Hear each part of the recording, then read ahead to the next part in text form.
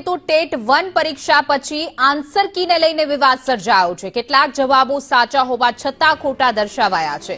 હજુ પણ જવાબમાં ભૂલો હોવાનો પરીક્ષાર્થીઓનો દાવો છે। આન્સર કીમાં જવાબ ખોટા આપવામાં આવ્યા છે। કેટલાક પ્રશ્નોમાં 2 ઓપ્શન સાચા હોવાનો દાવો છે। પરીક્ષા બોર્ડે ફાઇનલ આન્સર કીમાં સુધાર કર્યા હતા। 9 પ્રશ્નના જવાબમાં હજુ સુધારો થવાની સંભાવના છે। સરકી આવી અમે જોયા ઘણા એમને સુધારા કર્યા છે તેના માટે ધન્યવાદ પરંતુ હજુ પણ એવા ઘણા પ્રશ્નો છે જેમાં એ હજી સુધારા થઈ શકે છે। એવા 9 જેવા પ્રશ્નો એવા છે જેમાં ખરેખર સુધારા થઈ શકે છે અને અમે એવી આશા રાખીએ છીએ કે એવો રિવાઇઝ ફાઇનલ આન્સર કી આપે।